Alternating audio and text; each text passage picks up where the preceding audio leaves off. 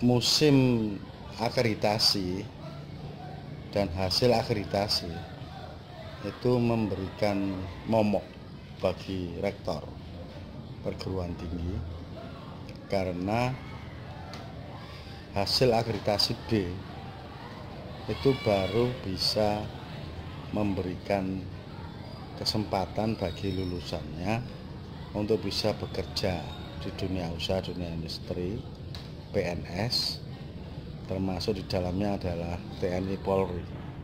Ijazah yang dengan akreditasi C atau baik itu tidak bisa diakui oleh yang tadi saya sebut. Hal itu disampaikan pada Ban PT, ceramah kepada Sivitas Akademika di UMAHA. Oleh karena itu, pimpinan Ban PT waktu itu Profesor Mansur Ramli, Profesor Mansur Maksum, kemudian Pak Slamet itu menyarankan kalau bisa digenjot akreditasi per prodi. Namun sebagai rektor baru kita tidak tahu bagaimana menyiasatinya. Maka kita melakukan pendalaman teknis, apa saja borang-borang yang harus diisi, kemudian bukti fisik apa saja yang harus dilampirkan sebagai kumpulan borang-borang tersebut. Untuk itu UMAHA membuat acara yang namanya Pekan Tridharma Perguruan Tinggi. Mengapa? Ternyata dari hasil analisis 32 tugas dosen itu merupakan 60% keberhasilan akreditasi.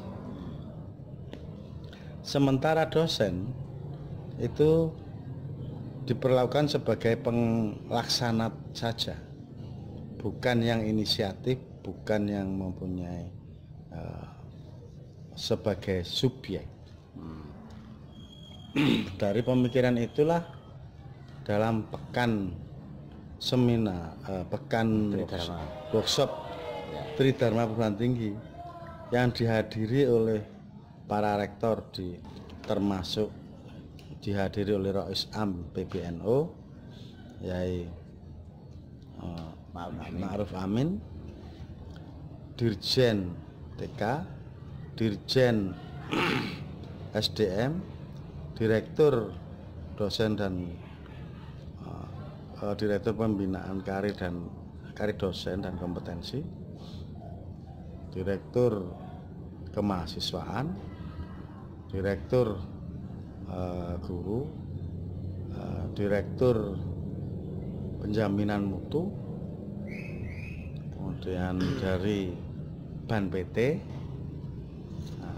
ada 19 eselon 1, kemudian dan eselon 2 yang mengarahkan kita bahwa kita sadar kinerja dosen itu menjadi tumpuhan, backbone atau tulang punggung dari akreditasi. Menyikapi hal tersebut, maka para pimpinan perguruan tinggi waktu itu, dan itu semuanya ada dokumennya, bisa dilihat di YouTube, itu ingin mengambil kesimpulan dan merekomendasi sebaiknya kita bagaimana mengangkat kinerja dosen, karena 65% itu menentukan akreditasi. Hebatnya rektor, hebatnya dekan, tetapi ketika ditanya mana bukti fisik, misalkan membuat kerjasama, mana bukti fisik kerjasamanya, ada MOU-nya, tapi kegiatannya mana? Nggak mungkin dekan melaksanakan, nggak mungkin rektor melaksanakan. Pelaksananya siapa? Ya dosen dengan mahasiswa. Ketika ditanya Oh, organisasi profesi mana? Pasti akan dijawab tidak punya, orang dosen nggak punya organisasi profesi. Ketika ada pertanyaan pada boran 3, ditanya lagi visiting profesor, yaitu kegiatan kunjungan profesor atau dosen ke lembaga lain di luar negeri maupun dalam negeri. Nggak bisa, karena apa? Nggak ada MOU antar dosen maupun antar perguruan tinggi. Ketika ditanya lagi mana kartu anggota profesi, atau oh ada nilainya, ditanya lagi Anda sebagai pengurus apa, mana bukti fisik SK pengurus. Nggak ada selama ini dalam sejarah itu ada SK pengurus yang bisa dinilai oleh BAN PT, bukti fisik ya. Nah kemudian ditanya lagi organisasi jurnal, mana jurnal yang diikuti. Saya hanya ikut jurnal, hebat, jurnal Scopus macam-macam. Tapi Anda sebagai apa? Hanya sebagai penulis, itu pun antrinya bisa 100 tahun. Nah, kemudian ditanya lagi, apakah Anda mengelola jurnal? Ada jurnal, tapi 10 tahun baru terbit. Karena apa? Cetak. Nah, kita ditanya, mana jurnal online? Tidak punya. Kenapa? Kita baru aja itu soal jurnal online itu dikembangkan. Ditanya lagi, apakah pernah ada internasional seminar dalam bentuk mendatangkan minimal 4 narasumber internasional? Mana bisa kita sendiri membuat organisasi sendiri untuk membuat internasional seminar? Ditanya lagi, mana jurnal nasional terakreditasi? Itu perguruan tinggi PTN hebat, nggak bisa itu punya. Karena apa? Syarat menjadi jurnal nasional terakreditasi adalah terdiri dari 6 perguruan tinggi minimal dari 6 provinsi. Jadi tidak bisa walaupun hebatnya UNER, walaupun ITB, kalau tidak terdiri dari 6 provinsi yang mengisi artikelnya, itu tidak bisa diakui utuh, hanya diakui 10-20%. Nah itu semuanya kita kaji. Nah di akhir acara dalam pekan seminar itu kita berinisiatif untuk mendeklarasikan,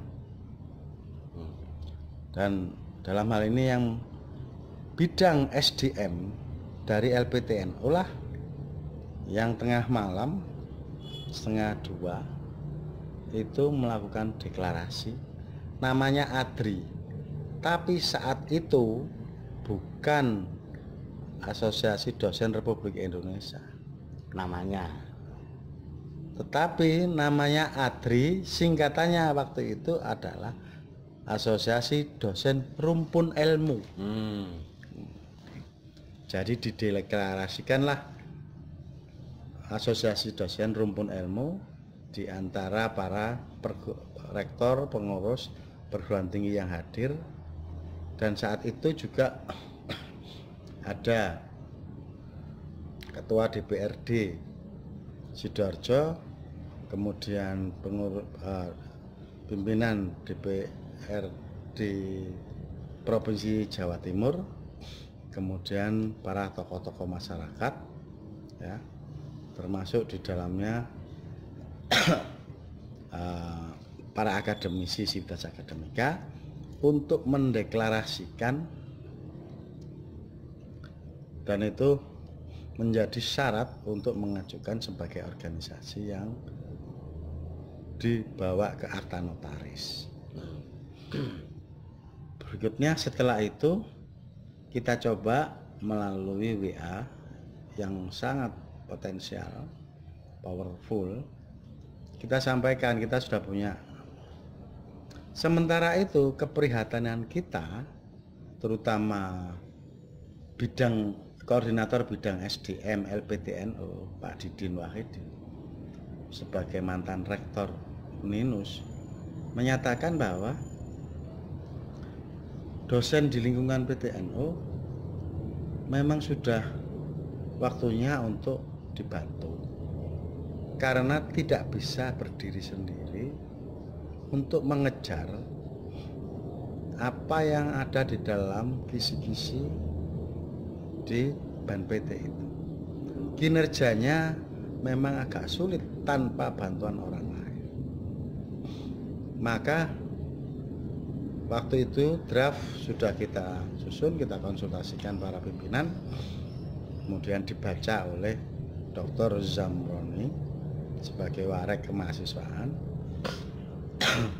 kemudian ditandatangani oleh undangan yang hadir dan ada dokumennya. Kemudian kita konsultasikan ke kolega-kolega lewat WA, perlu nggak ADRI ini? Katanya teman-teman memang betul ada 32 kegiatan dosen itu yang tidak bisa dilakukan tanpa adanya fasilitasi dari pimpinan dan organisasi profesi.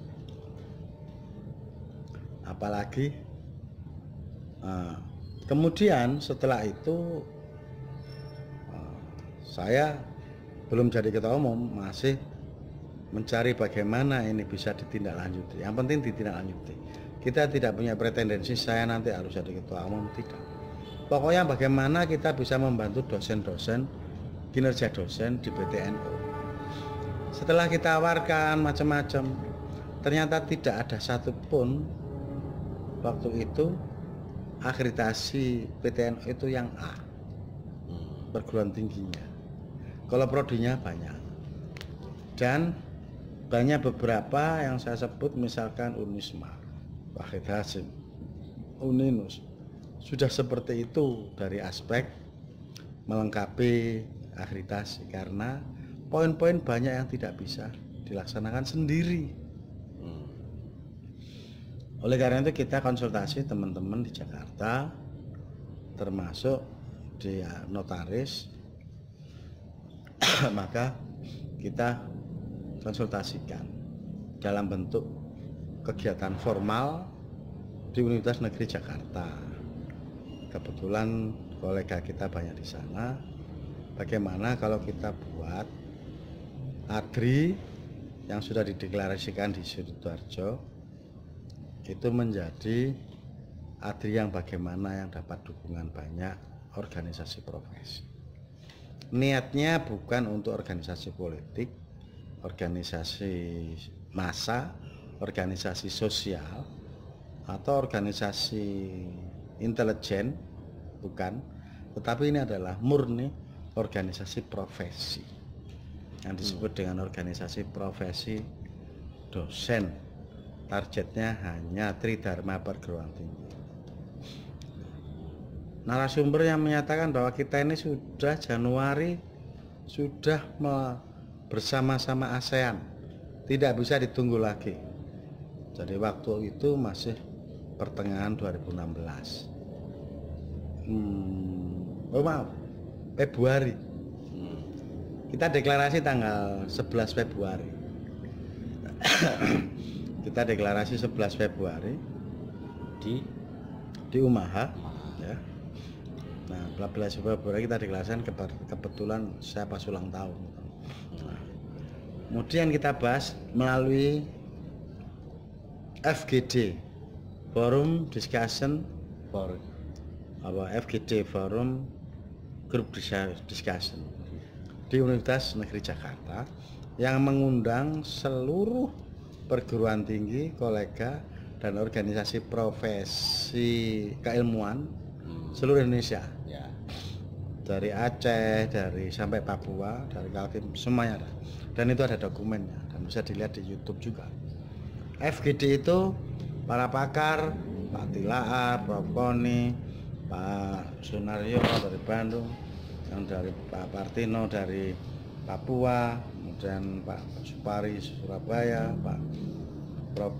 Semuanya profesor memberikan saran, ini memang sedang membutuhkan organisasi profesi yang lebih baik, tidak sektarian, tidak politis, bukan ormas, dan bukan organisasi LSM atau non NGO.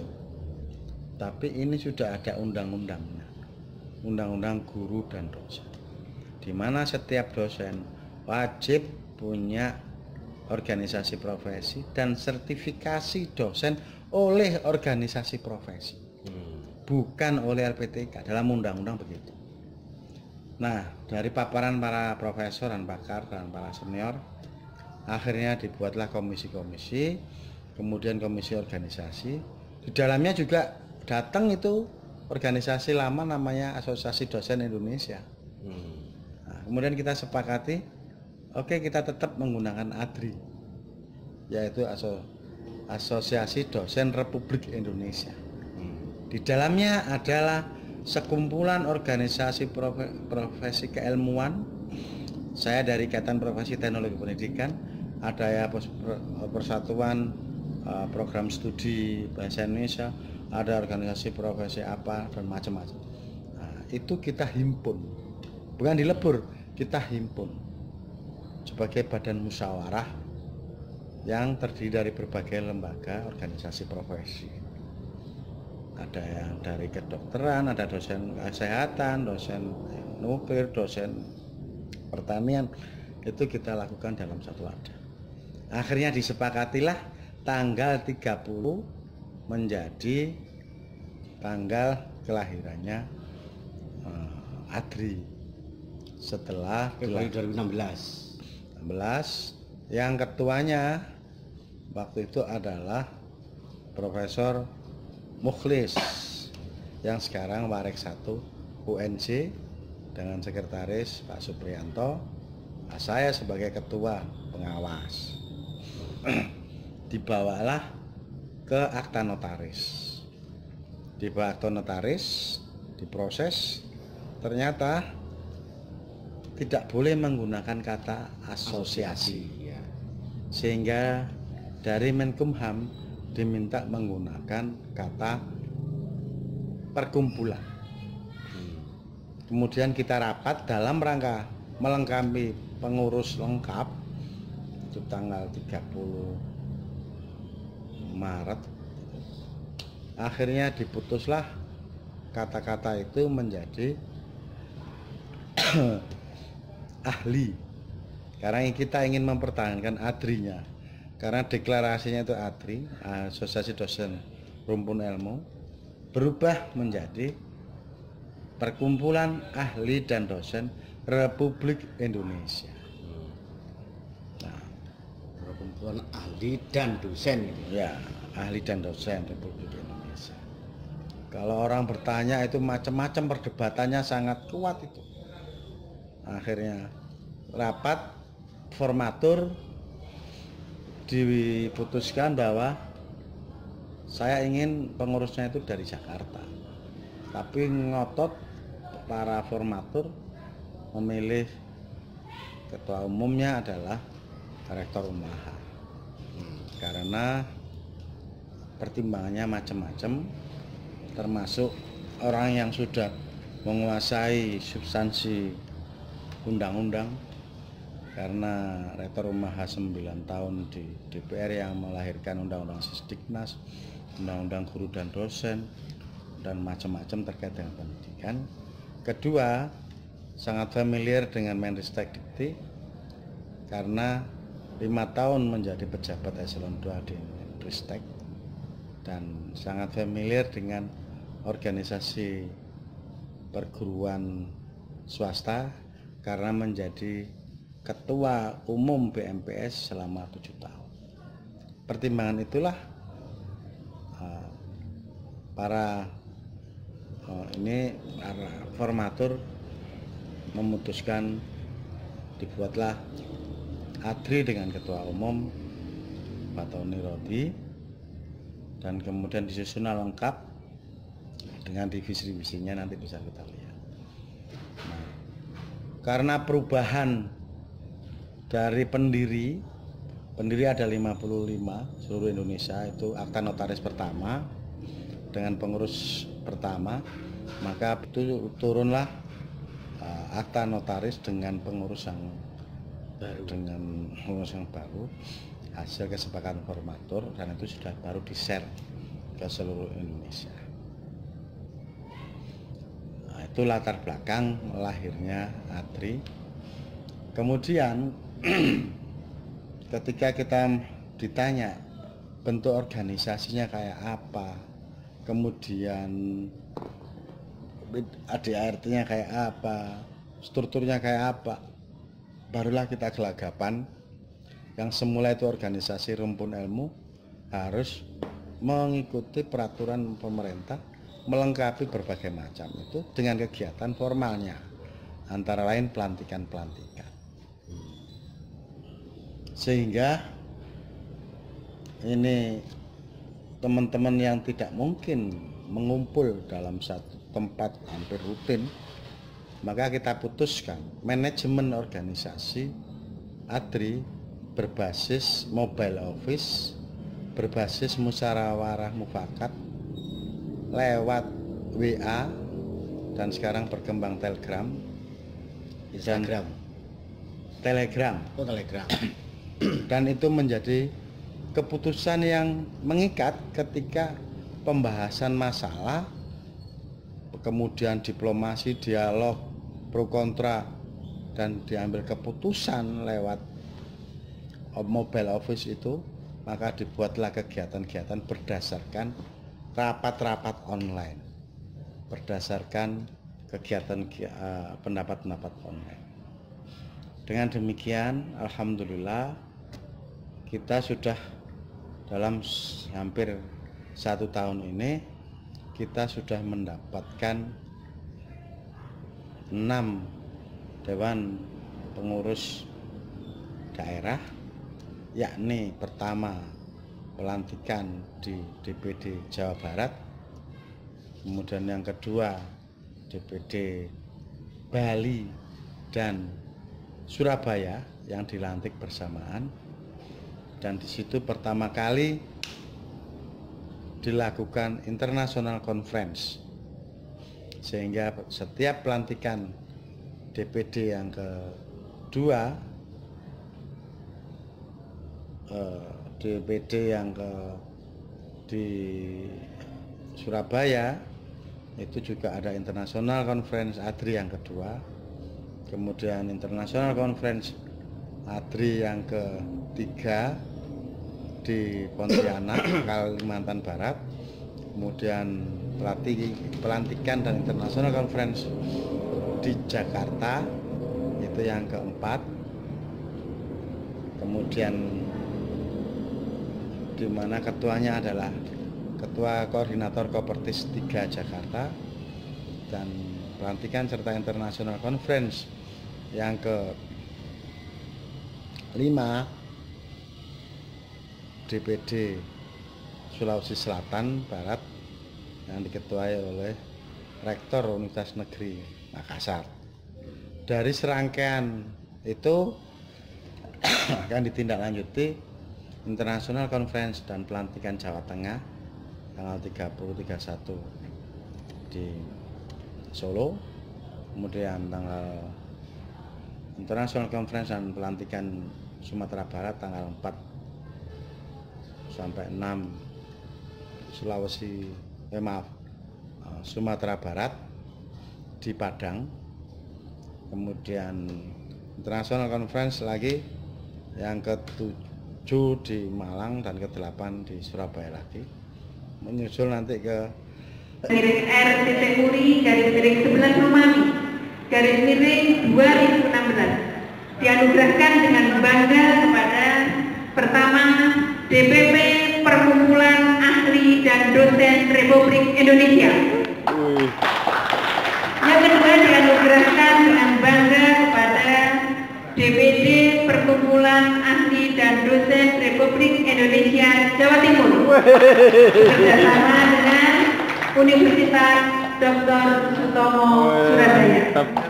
Atas rekor yang pertama, penandatanganan kerjasama tentang Tridharma Perguruan Tinggi, Kebiasaan, Kajian Syariah, Anti Radikalisme, Anti Korupsi, Anti Narkoba dan Kehalalan oleh Perguruan Tinggi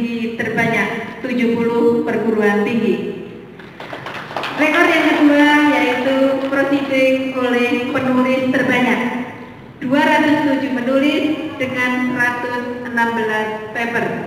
Semarang 10 November 2016, tertangan Ketua Umum MURI Dr. Jayus Prana. Dengan bangga kami anugerahkan piagam penghargaan ini, semoga membawa manfaat bagi kita semua.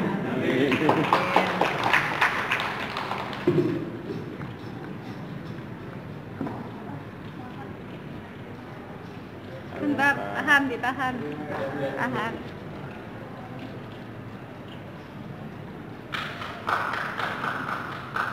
Nah. Alhamdulillah. Biar semuanya tambah.